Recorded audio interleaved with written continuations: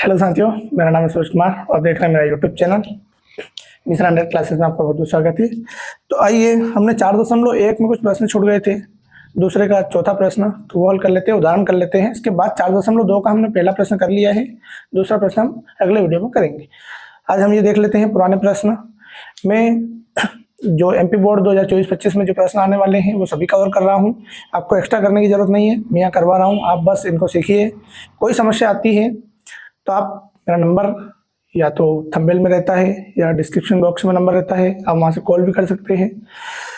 तो कुछ important notes वगैरह भी आपको मिल जाएंगे, कोई दिक्कत नहीं है। आप कोई कोचिंग नहीं भी जाते हैं तो कोई प्रॉब्लम नहीं है, कोई घर पे बैठ के पढ़ना चाहता है बस आप सब्सक्राइब कर लीजिएगा ताकि रोज आपको कंटेंट मिलता रहे। आई बात, आप सब्सक्राइब नहीं करेंगे, वो सब्सक्राइब भी कर लेंगे और बेल आइकन को क्लिक नहीं करेंगे तो भी दिक्कत होगी। तो आप कंटिन्यू ये कार्य कर लीजिएगा ताकि आपको कंटिन्यू वीडियो मिलते रहे। साइंस, सोशल साइंस के मिलेंगे, है ना। आने वाले समय में हिंदी के भी मिलेंगे आपको। हिंदी की थोड़ी भी समस्या चल रही है, एक सर हमने बुलाए हैं जो एक्स्ट्रा वो समय देंगे आपके लिए, तो आप बने रहिए बस। चलो देखिए, एक रेलगाड़ी की 480 किलोमीटर की दूरी समान चाल से तय करती है। यदि चाल 8 किलोमीटर प्रति घंटा कम होती तो उसी दूरी को तय करने में 3 घंटे अधिक लगते। हमें रेलगाड़ी क्या बताना है, चाल बताना है। एक सेकेंड। तो आइए, हमने माना रेलगाड़ी की चाल 100 किलोमीटर प्रति घंटा है और दूरी कितनी है, 480 किलोमीटर। तो हम यहाँ निकालेंगे समय कितना हो जाएगा। समय हम इसको T1 मान लेते हैं, समय को क्या मान लेते हैं, T1। तो दूरी कितनी है, 480 किलोमीटर। चलो पहले लिख लेते हैं, दूरी बटे क्या होता है, चाल। तो दूरी कितनी है, 480 किलोमीटर बटे चाल कितनी है, x। ये T1 हो जाएगा आपका समीकरण नंबर 1। तो पुनः आप ऐसा लिख लो, यदि चाल कितनी 8 किलोमीटर प्रति आवर कम होती तो चाल क्या हो जाती, चाल बराबर 1 से -8 किलोमीटर प्रति आवर। और चाल ये होती तो दूरी तो समान है आपकी, दूरी बराबर 480 किलोमीटर। अब चाल बदल चुकी है लेकिन दूरी वही है, तो हम यहाँ लिखेंगे, आपको दिख रहा है यहाँ से, हाँ ठीक है दिख रहा है। तब समय क्या होता, समय चेंज होगा, T2 हो जाएगा समय। तो बराबर यहाँ पर चाल देखो कितनी हो जाएगी, 480 किलोमीटर और 1 से -8। तो T2 बराबर क्या आया, 480 बटे 1 से -8, समीकरण नंबर 2। अब हम लिखेंगे प्रश्नानुसार। प्रश्नानुसार वो बोल रहा है कि यदि ये वाली चाल होती, ये वाली चाल से इतने किलोमीटर जाता और इस वाली चाल से, 100 वाली चाल से वो 480 किलोमीटर जाता, तो उसमें 3 घंटे क्या लगते हैं, अधिक। यहाँ पर चाल कम है और यहाँ पर चाल ज़्यादा है। चाल ज़्यादा है तो समय कम लगेगा, इसलिए यहाँ पर समय ज़्यादा लगेगा। तो T2 को पहले लिखेंगे हम कि 480 बटे 1 से -8। यदि हम घटा दें इसको 480 बटे x, तो बराबर 3 घंटे क्या आ जाएंगे, ज़्यादा आ जाएंगे। x का मल्टीप्लाई इधर, 1 से -8 का मल्टीप्लाई इधर, तो x तो 480 हो जाएगा ये x। तो 480 x माइनस इधर मल्टीप्लाई कर दो, 480 कोष्टक में 1 से -8 बटे इनका मल्टीप्लाई कर दो तो 1 से -8 और x और बराबर में क्या है, 3। चलो इसको आगे हल करते हैं हम। 480 x माइनस 480 x का मल्टीप्लाई कर दो तो 480 x, इस माइनस और माइनस कितना हो जाएगा, प्लस।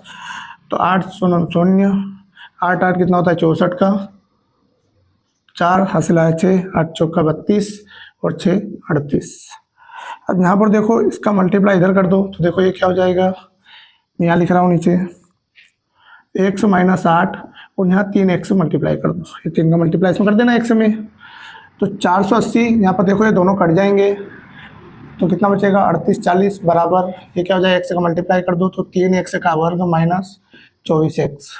इसको उधर पहुँचा दो तो इधर 0 बचेगा, 3x का वर्ग माइनस 24x माइनस 40। तो इसको पलटा के लिख लो, 3x का वर्ग माइनस 24x माइनस 38 40 बराबर 0। ये आपको एक समीकरण प्राप्त हो गई। चाहो तो आप इसमें 3 का भाग दे सकते हो। देखो हम इस समीकरण को 3 से डिवाइड करेंगे, समीकरण में 3 से, इसको बोल के मतलब ना, 3 से भाग देने पर तो एक्स का वर्ग माइनस 8x माइनस 3 एकम 3, 3 दोनों कितना हो जाएगा 6, 2 बचेगा 3 और 24 बराबर 0।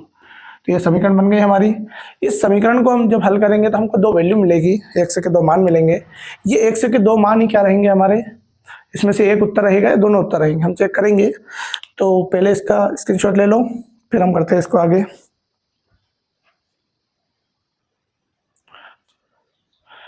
चलो इसको मैं यहाँ हल कर रहा हूँ इतनी जगह में। देखो इधर हमें गुणा करने पर कितना चाहिए 1280 और घटाने पर कितना चाहिए 8 चाहिए। तो हम हल करेंगे इसको गुणनखंड विधि से। तो 1280 कैसे कुछ फैक्टर करिए, तो मैं यहाँ कर लेता हूँ 1280 दिखेगा नहीं क्या, यहाँ कर लेते हैं चलो। तो 1280 के फैक्टर करो 2 से, 2 छंगी 12, 2 चौक 8, 0, 2 से 2 तिया 6, 2 दूनी 4, 0, फिर 2 से 2 एकम 2, 2 छंगी 12, 0, फिर 80, फिर 2 से 40, फिर 2 से 20, फिर 2 से 10, फिर 2 से 5, 5 से 1। तो ऐसी कोई संख्या ढूंढो अब। 2 दूनी 4, दूनी 8, दूनी 16, दूनी 32, 32 तक रुक जाओ, 5 दूनी 10, 10 दूनी 20, 20 दूनी 40।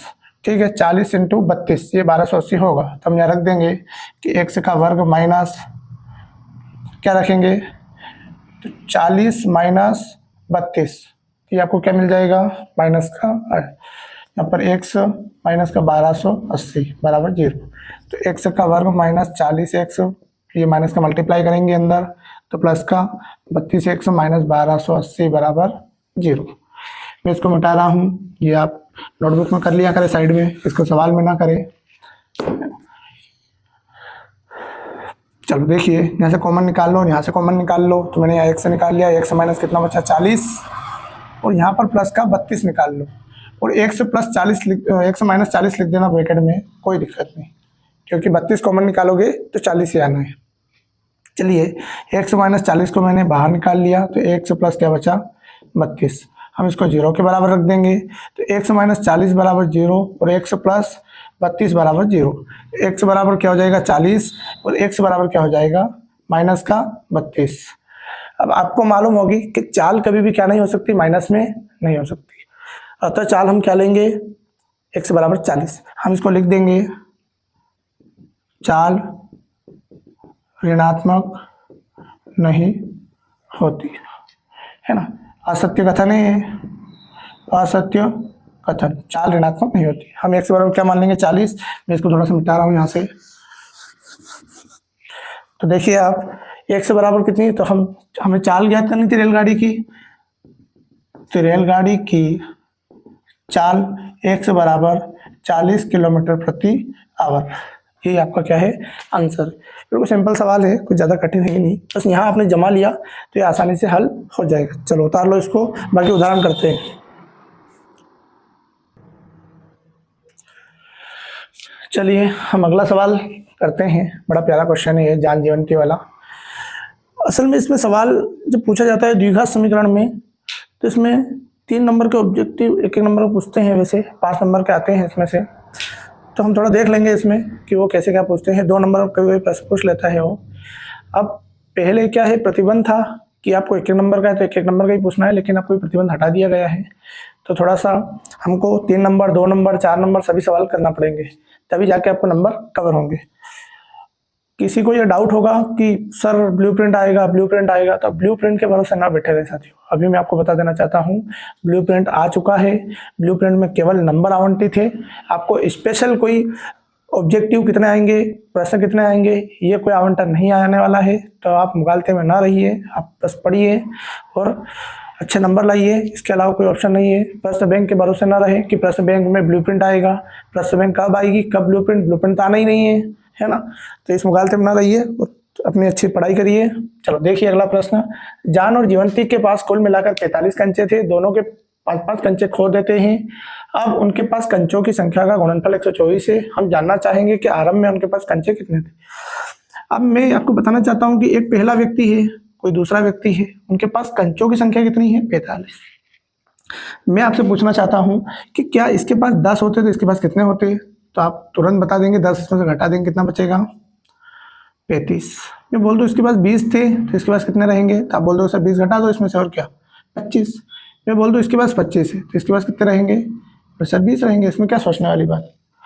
तो मैंने बोल दिया इसके पास x है तो इसके पास, तो आपने क्या करा इस 45 में से x घटा दो तो इसके पास कितने रहेगा। आई बात समझ में। हमें यही कंसेप्ट समझना है कि क्योंकि ये द्विघात समीकरण वाला चैप्टर है तो हमें इसमें x और y नहीं मानना है, आपको इसमें x और इसमें x से घटा देना है। चलो तो लिखेंगे हम, माना जान के पास कंचे की संख्या x है, तब जीवंती के पास कंचे की संख्या कितनी होगी, 45 माइनस x होगी। ठीक है, मैं इसको थोड़ा सा हटा रहा हूँ यहाँ से, ये समझने के लिए मैंने आपको बताया था। तो होगी, अब देखो आप लोग 5-5 कंचे, अब ये 5-5 कंचे खो देते हैं है ना, हम लिखेंगे दोनों 5-5 कंचे खो देने के बाद, तो जान के पास कितने हो जाएंगे, 5 कंचे खो देगा तो x है तो x माइनस 5, और जीवंती के पास कितने हो जाएंगे, 45 माइनस x माइनस 5, तो इसको घटा दो तो 40 माइनस x, ये होगी संख्याएं। अब वो बोल रहा है कि खो देने के बाद अब उनके पास कंचों की संख्या का गुणनफल कितना है, 124।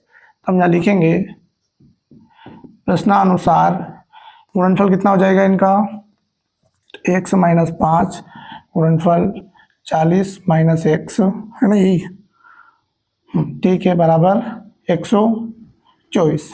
तो गुणा कर दो x का 40 में तो 40x, 40 x का x में करो तो माइनस x का वर्ग, माइनस ये जान जीवंती वाला पता नहीं, एक सेकंड रुकना।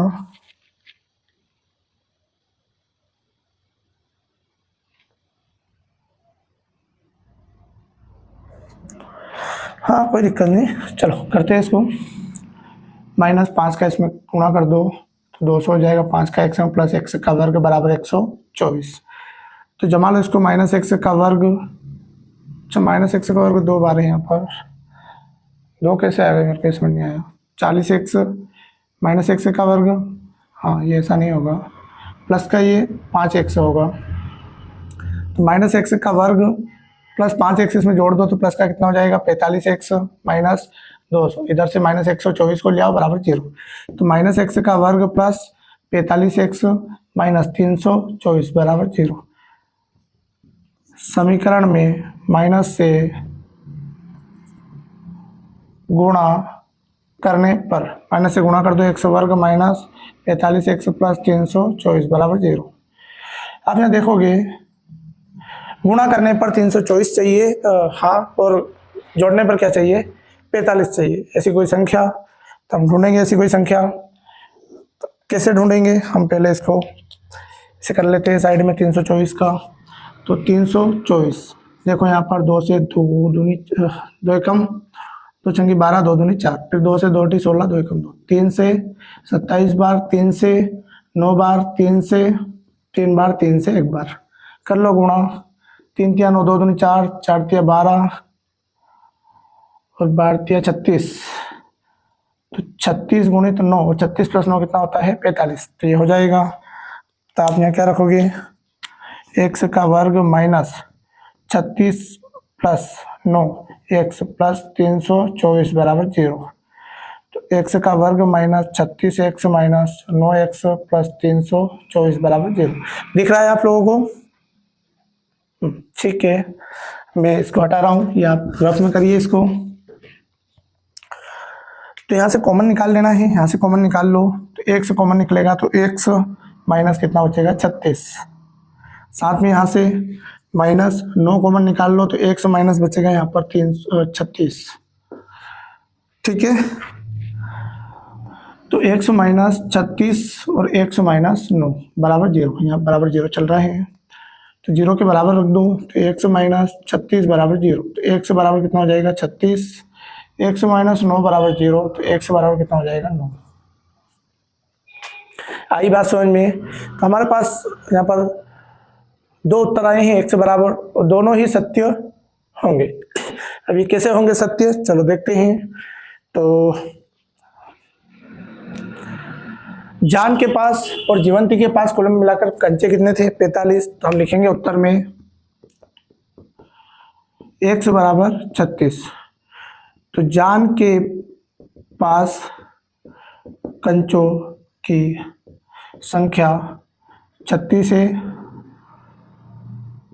और जीवंती के पास कंचों की संख्या घटा दो 9 होगी। अब x बराबर क्या ले लेते हैं 9। यदि जान के पास कंचों की संख्या 9 है तो जीवंती के पास कंचों की संख्या 36 होगी। आई बात समझ में दिख रहा है, मैं एक बार और चेक कर लेता हूँ।